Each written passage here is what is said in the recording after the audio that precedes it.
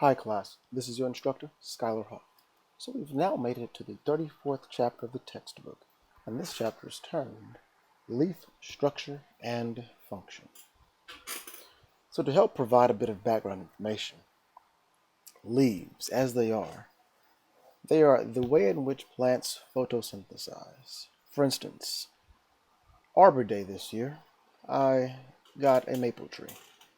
It was not just any old maple tree, but it's a red maple tree. And each year, a large maple tree may produce 47 meters squared. I repeat, 47 meters squared of leaves, which weigh a whole lot of pounds. A whole lot being which weigh more than 250 pounds. So, of course, the metabolic cost of producing so many leaves is high, but necessary. So leaves, they are the way in which trees survive and, of course, produce oxygen for us. So in most vascular plants, leaves are that primary organ to effectively collect that solar energy and convert it into chemical energy. In other words, leaves gather the sunlight necessary for photosynthesis. This process is of converting radiant energy into chemical energy of the carbohydrate. So let's get down to, of course, the way in which this happens. The way it happens is that structural component called the leaf is adapted to its primary function for photosynthesis, meaning leaves mostly are flat and thin, and allowing for optimal absorption of light energy and the efficient internal diffusion of gases such as carbon dioxide and oxygen.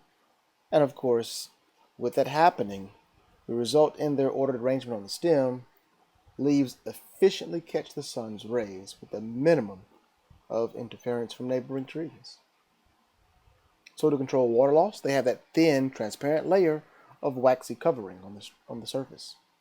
Such structural adaptations are compromises between competing needs, and some features that optimize photosynthesis promote water loss, meaning plants have minute pores that allow gases to change. You all know these as stomata, and the gas exchange is occurring for photosynthesis. But these openings also let water vapor escape into the atmosphere.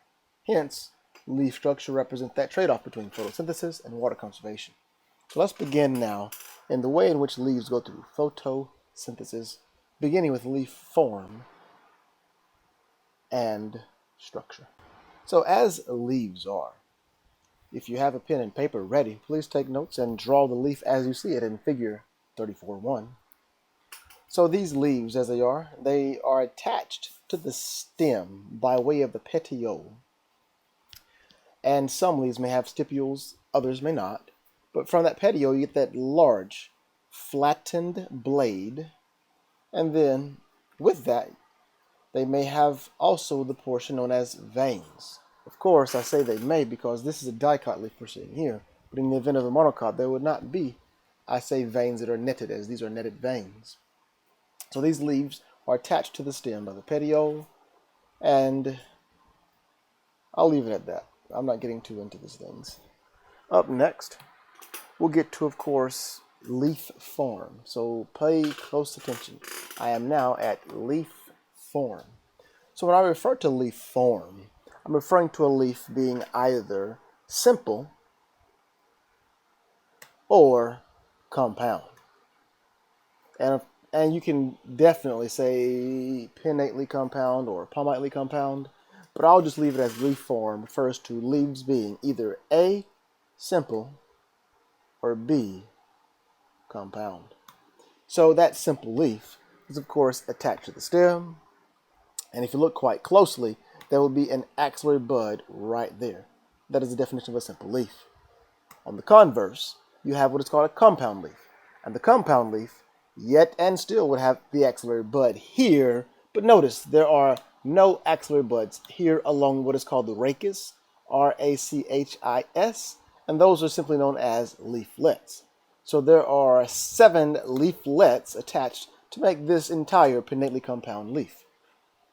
On the opposite side here, we have what is known as a palmately compound leaf. So notice here, so now we have a palmately compound leaf. So this palmately compound leaf has those 1, 2 axillary buds And there are no axillary buds here at those 5 leaflets. And yes, that is the Ohio Buckeye, Aesculus glabra. So if you ever happen to watch football on Saturdays, this is what you would see on the helmets from those who attended the University of Ohio. Up next is going to be what is known as leaf arrangement. So as I get to leaf arrangement, this is the way in which leaves are arranged on the stem itself. So if you look closely, this says alternately arranged leaves. They alternate. So there's one leaf that would be here. The leaf is there. The leaf is there. The leaf is there. The leaf is there. They alternate the point of attachment as opposed to being opposite, such as you're seeing here on this sugar maple or even on that red maple. So here in oppositely arranged leaves, it is 2 leaves per node as opposed to it being alternate, being 1 leaf per node. Thirdly is whorled. So in leaves that are arranged to be whorled, it would be, I say, 3 or more leaves per node. That is 3 or more leaves per node. Lastly, of course, I'll get down here to leaf venation. I'll keep it simple. Leaves can be arranged either parallel. In the case of monocots, notice those veins are parallel 1 by 1 by 1 by 1 by 1. I'll help you out, class. You'll find this in the grasses, meaning monocots. So monocots have parallel arranged veins as opposed to those that are called dicots. And I'll just help you all out. You just call those to be either netted vein, or if not netted, you could say they are net-like. Either netted veins or net-like veins in those that are dicots. So I would say if it's not a grass or a monocot, it has netted or net-like veins. So here, this gets into the molecular development.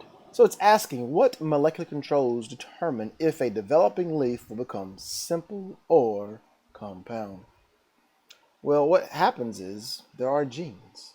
Yes, they are called NAM and CUC. These genes are responsible, I say, for it all. Now let's get on down to that leaf. And to teach this, I want to go over to a picture. You'll find this picture called figure 34-4, the tissues in a typical leaf blade. So to help you out, leaves, of course, they have, it says, most cells in that upper and lower epidermis. It says those lack chloroplasts. This should be nothing new. I say nothing new because we've done this before when you were learning about plant tissues back in the 33rd chapter. Well, keep in mind what you all learned there because it's quite pertinent here. So the cells of that single layer of epidermis, the adenoid still secretes that waxy cuticle that is made or comprised of cutin, and many leaves are covered with trichomes. Those are those small hairs that may be there to, of course, excrete excess salts, secrete those stinging irritants to deter herbivory, and finally, of course, to help reduce water loss. The trichomes indeed.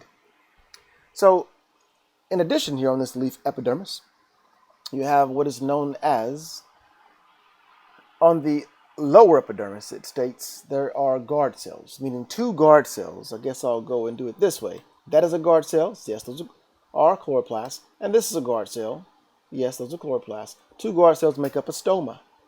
Or, to be plural, they'll be called stomata. So keeping in mind that this is what provides the means for the, I guess I'll say, oxygen to leave and the carbon dioxide to enter. And yes, those are subsidiary cells. And those subsidiary cells, as it states, that provide that necessary water and ions. So just as we have ions, plants use ions as well. And then to the left and right of the subsidiary cells are those lower epidermal cells. And yes, they are clear. They are transparent. So let's go to the leaf mesophyll. So keeping in mind leaf structure, mesophyll is the site of photosynthesis. It's that photosynthetic ground tissue, as you learned about back before in the 33rd chapter. So the mesophyll cells, which are indeed parenchyma cells, they're packed densely with chloroplasts. Yes, they're loosely arranged with many air spaces, because those air spaces are there that help facilitate gas exchange. So I'll put it as being, this is what accounts for, meaning the intercellular air spaces, for as much as 70% of the leaf's volume. So, in many plants, the leaf mesophyll is divided into a two-piece, meaning the palisade and spongy mesophyll. So the palisade mesophyll, I'm going to show you this photo. The palisade mesophyll, it looks as though it's columns.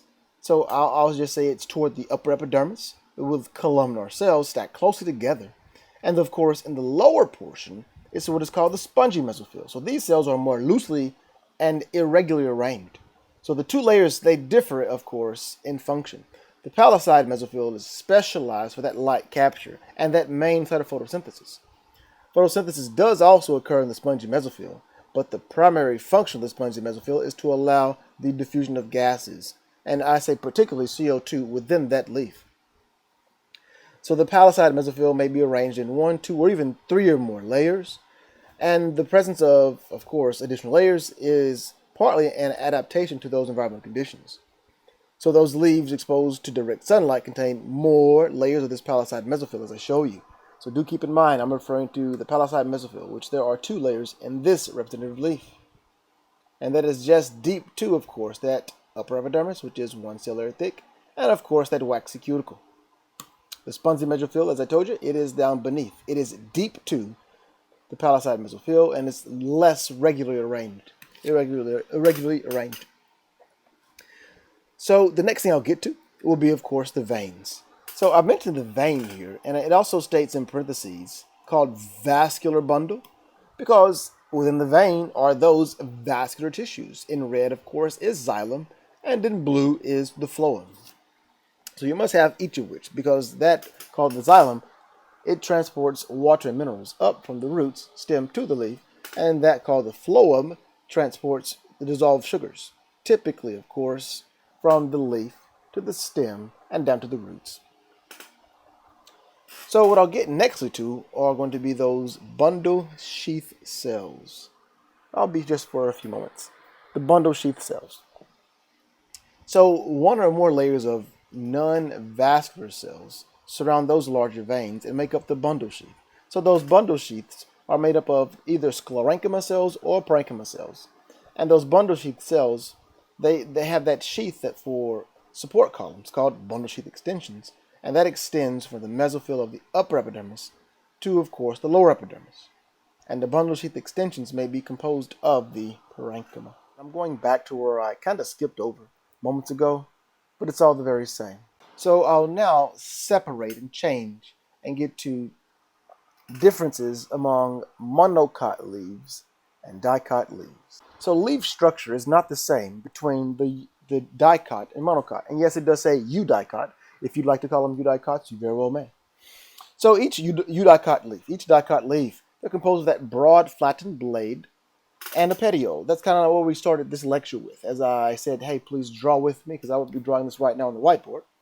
So the dicot leaves typically have netted veins or net-like veins, in contrast to the monocot leaves. The monocot leaves lack a petiole, and they are narrow, and at the base of the leaf it wraps around the stem to form a sheath. I say this is kind of like you would wrap around, I guess I'll say, paper around a pencil to make that sheath. And this is because they have no petiole. And them having no petiole, that does mean that this wrapped or this sheath is that structural difference between the monocot leaf and the dicot leaf. And lastly, monocot leaves have parallel veins. So internally, the leaves are different as well. So we're now looking at a longitudinal section, a longitudinal mount of a dicot leaf. So look closely, as there is a distinct mesophyll, and that distinct mesophyll has a distinct what is called palisade layer, and of course a distinct spongy layer, referring to the mesophyll, as opposed to what we now see here. So this is a monocot leaf. This is from corn. This is from Zea maize. So if you look closely here, the corn leaf lacks the distinct palisade and spongy mesophyll. So instead of saying palisade mesophyll and spongy mesophyll, it is just the mesophyll indeed. So not a distinct layer of this and a distinct layer of that. It's all there together. It's all there together. Just mesophyll. That's a structural difference indeed. So another thing is going to be that I show you here. It's just that the differences in guard cells and dicots and monocots, they also occur. The guard cells of dicots and monocots are likely shaped like, I guess you say, kidney beans. And in other monocots, such as the grasses, sedges, which have edges, and reeds, they have guard cells that are shaped like dumbbells. So let's get to leaf structure and then its function. So this is a lot of review, you all. So if you did well on what you should have learned in the 33rd chapter, this will be some of the same stuff. So I hope you say, if I ask, how is leaf structure related to its primary function of photosynthesis? It very well is that the upper epidermis of that leaf is transparent, allowing light to penetrate to the mesophyll. That is where photosynthesis occurs. It's the site, the place it happens. So the interior leaf is where those photosynthetic tissues are found. Stomata, which are on that lower epidermis, they allow gas exchange to occur. It's that exchange of gases between the atmosphere and the leaf's interior. So CO2, one of those raw materials needed for photosynthesis, diffuses into the leaf via the stomata, and the oxygen produced by way of the process of photosynthesis diffuses rapidly out of the leaf through stomata. Other gases, including air pollutants, can enter the leaf too. Finally, water is required for photosynthesis, and it, of course, comes from the soil by way of the roots. So it's transported via the xylem to the leaf, and then it diffuses into mesophyll cells, moistens the surfaces and the loose arrangement of the mesophyll with those air spaces allow for rapid diffusion of CO2 into the mesophyll cells. Veins are not only there to supply water and minerals, but they also carry those dissolved sugars by way of the phloem. So this is the leaf itself. The thing I'll say here is about the way in which leaves have adapted to that plant survival is quite amazing. For instance, leaves of water lilies have long petioles and large air spaces to provide buoyancy. The submerged parts have an internal system of air ducts, and this is for oxygen. It's so amazing how those water lilies can float right there on the water. On the converse, conifers. This important group of woody trees and shrubs include the pine, the cedar, the redwood, fir, and spruce. As it states, most conifers are evergreen, which means they lose their leaves throughout the year, rather than just a certain season, as deciduous trees do. So those conifers dominate those large portions of land area, particularly in the northern forests and mountains. So the leaves of most conifers are waxy needles. So with that, they have that waxy cuticle with sunken stomata that permits gas exchange while minimizing water loss to help them survive those dry winters. So many of the structural features of the needles are also found in desert plants. So this is what allows these leaves to adapt to that plant survival, I would say, no matter where they live. And just keep in mind that those things called conifers are those cone-bearing trees, the naked seed plants they are, as opposed to, of course, the angiosperms, which do two things: they flower and they fruit. So if you look closely here, it shows you at about 12 o'clock the guard cells of the sunken stomata. It also shows you the epidermis, as well as that waxy cuticle. Then it shows you the resin duct that's there, and the vascular bundle, and then the mesophyll cell providing photosynthesis. So next I'll go over what is called stomata opening and closing. So stomata are just those pores. They're open typically during the day when CO2 is required for photosynthesis and close at night. So 2 guard cells are there that open such, and when water moves into guard cells, they become turgid, producing a pore. And as water does leave, it allows, of course, them to become flaccid and closes the pores. That is the way in which stomata open and close, and to flank those cells are those subsidiary cells which help in the opening and closing. So different mechanisms do indeed control stomata closing. So it could be the very well thing called the concentration of sucrose. So yes, it says as it increases during the day, it maintains it open and pore, and as the evening approaches, the sucrose is converted back to starch, and the water leaves by osmosis, and the guard cells lose their turgidity, and the pore closes. So from here, there are further factors affecting stomata opening and closing. So the low concentration of CO2 in the leaf induces stomata to open even in the dark, because of course it's a requirement for photosynthesis. And then during a prolonged drought, the stomata will remain closed even during the day. And it says during a prolonged drought. And then stomata opening and closing are under hormonal control. A major plant hormone is abscisic acid. And finally, the opening and closing of stomata are also regulated by an internal biological clock, much like the clock of you and the clock of me, called their circadian rhythms. So now I'll get to transpiration and guttation. So with the transpiration, it's interesting how it occurs, but I'll put it this way. Despite leaf adaptations, such as that waxy cuticle, approximately 99% of water that a plant absorbs from the soil is lost by evaporation from the leaves. And yes, a bit does evaporate from the stem. So I'll put it as transpiration, you all, is defined as loss of water vapor by evaporation from aerial parts of the plant. So it's not all bad. It gets amazing here. That waxy cuticle that I mentioned, secreted by that upper epidermis, is extremely effective in reducing water loss by transpiration. An estimated only 1% of water lost from a plant is lost through that waxy cuticle. Now, if that's not the picture of efficiency, I don't know what efficiency is. So most transpiration occurs via the open stomata. So those numerous pores that are so effective in gas exchange for photosynthesis also provides the opening for which water vapor can escape. So there are several environmental factors that influence the rate of transpiration, as you all see there now.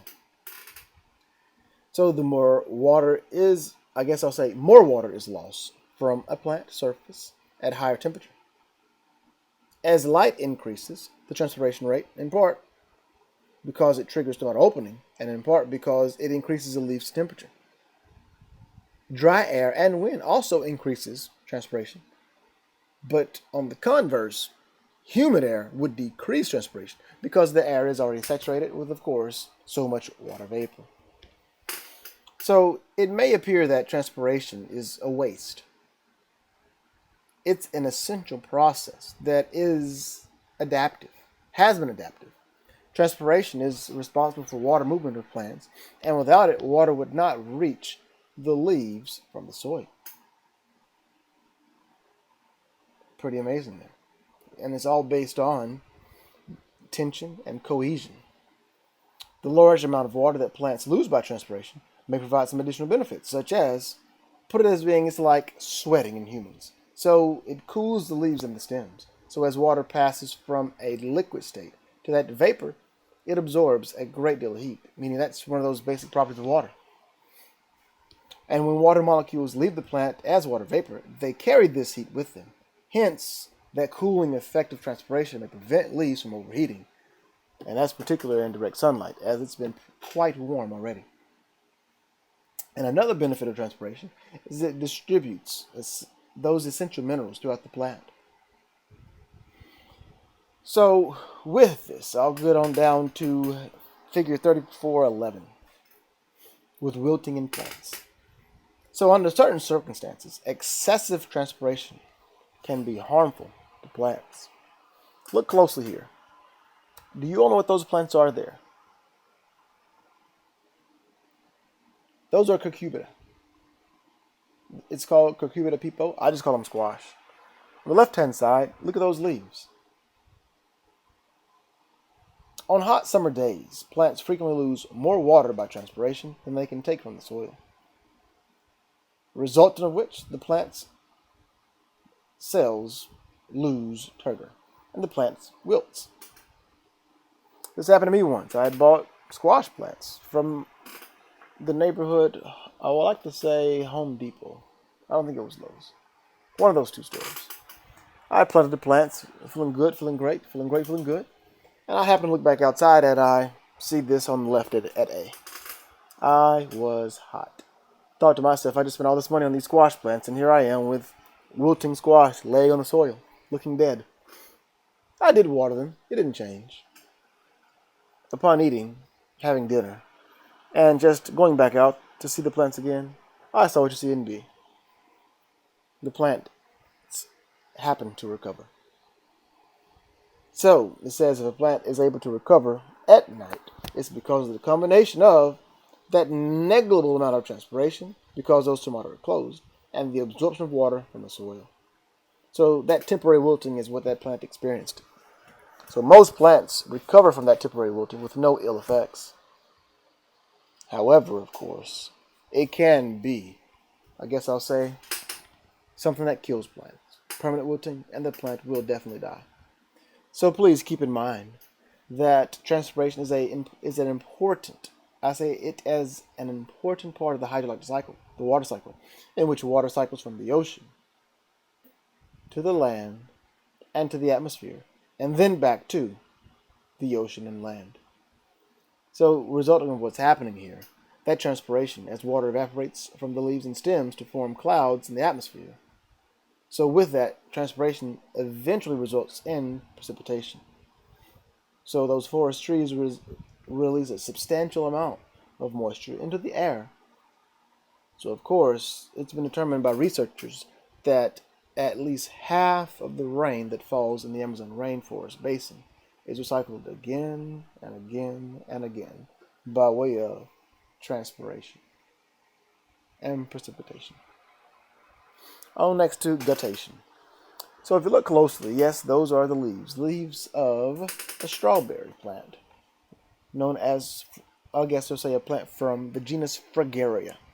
So keep in mind that that water is not on the leaf blade itself. It's at those tips. It's at that, I guess you say, it's at the tips of that leaf, at the edge of the blade. So what's happening is this is loss of water, and it's really at the tips, and it's water that's forced out of those vein endings. So it's because of that soil water level being quite high that the water is forced out of the vein endings, and of course you can see this. So typically this happens in those low-growing plants in the early, I guess I'll say early morning, and what happens is that water is just moving and moving and moving via osmosis out of the plant. So they sometimes think this is dew, but no, I say again, this is not dew. Pay attention to where the water is. It's not here on the blade. It's at the tips, meaning at those vein endings. And this is called guttation. And it's all because, of course, the stomata have yet to open. It's pretty amazing to see. Next up is leaf abscission. So leaf abscission is nothing more than that abscission zone forming, or that abscission layer occurring. And it happens and becomes anatomically weak, meaning this is going to happen in that deciduous plant, especially in the fall. And as this happens and completes, the leaf will eventually fall off. And as the process is occurring, the leaf will definitely change color. And that's where you get those wonderful fall colors that we all like to see. So what happens thereafter is we have plant hormones. Well, not we, excuse me, but the plants, by way of their plant hormones, allow the process to begin. And as it does begin, along with other enzymes, those nutrients will be transported to other plant parts, such as you'll see, such as there with this axillary bud, and those bud scales making up the axillary bud. And then ultimately the leaves will begin to change colors by way of the breakdown of chlorophyll, and then you will see those other accessory pigments such as the carotenoids and the anthocyanins. And then you say, oh, it's so pretty, and the leaf will ultimately fall off. There you have it, leaf abscission. So now to the last section, being modified leaves. Let's begin the last section, being modified leaves. Modified leaves. The first modified leaf is called the spine.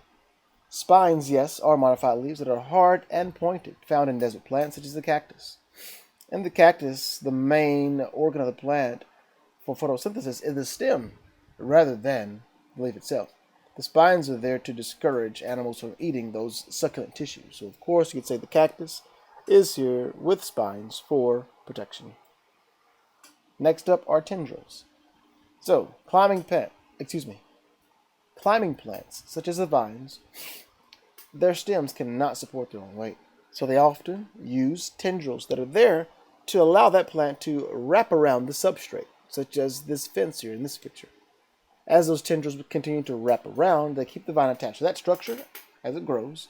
And of course, there are tendrils of many vines, such as peas, cucumbers, squash, and sweet peas. And of course, some tendrils of those, such as the ivy, the Virginia creep of grape, are specialized stems. The tendrils. Up next are bud scales. I just mentioned these. So bud scales are modified leaves that protect the delicate meristematic tissue of the bud from injury, such as freezing or even drying out. So those winter buds of the dominant woody plant are covered by bud scales. And this, of course, is what you all see, I guess I'll say, in very early spring. And if you go outside right now, you can see the very same thing in some species of trees today. So we have D and E. I'll go to D first. D, that is called bracts. I hope you identify this and have seen this before. They're called poinsettias. So bracts are simply, I guess you say, I guess I'll say it's an association with the flower itself. So bracts are not flowers, you all. Meaning you might like seeing these things in late November and into December. The inflorescence there is the flower itself. And that red you do indeed see is nothing more than a bract. So it's what surrounds the cluster of flowers known as inflorescence. And the same is shown, class, in the flowering dogwood. So these inconspicuous flowers in the center, that inflorescence, and that white you all see in early spring is what you do indeed love seeing. At E as in eat is a bulb. So the bulb, those are nothing more than modified leaves for storage. And they store food and water. So the bulb is that underground stem, which of course has lots of fleshy leaves attached. So the onion is a perfect example. I do love onions. In fact, I have likely about 200 onions planted in the garden now. Tulips could also be an example. And of course, many plants adapted to arid conditions, such as the jade or medicinal aloe, have succulent leaves for water storage, and these leaves are usually green to function photosynthesis. And I won't go through this, but what I will now get to are carnivorous plants. So I always schedule a field trip to the Splinter Hill Bog and Preserve for us to see carnivorous plants. So the carnivorous plants are plants that capture insects. Yes, I said that. And the ones that are at the Splinter Hill Bog, of course, are the pitcher plants. The pitcher plant bog, they call it. So these plants, they need to supplant what they're getting. And if you don't know what I mean, is most of these plants grow in poor soil, deficient in minerals such as nitrogen. So to meet some of those mineral requirements, they digest insects and other small animals. And those leaves are adapted to attract and capture and digest their animal prey. So the pitcher plant is shaped so that rainwater collects and forms that reservoir. And they also contain some acids. So some pitchers are quite large, such as you find in the tropics, and even those found in the pitcher plant bog here in Baldwin County, by way of the Splinter Hill Bog. So the insect is attracted by the odor or nectar of the pitcher it may lean over and then, of course, fall right in. Although they attempt to get out, the insect cannot get out because of slippery sides and those stiff hairs that point downward toward that lip of the picture. The insect eventually drowns, and part of its body disintegrates and is absorbed. So most insects that are killed in pitcher plants. However, the larvae of several insects can also live inside those pitchers, and these insects can obtain food from the insect carcasses, and the pitcher plant can digest what remains. So it's not known how those can survive in such an acidic environment. Class, this has been the 34th chapter. Please study well. And class, if you have questions, feel free to email me. If you cannot email me, you may call my office telephone number for assistance. Thank you all for listening. Please make sure you all have taken notes. And take care of yourselves out there. Have a great day.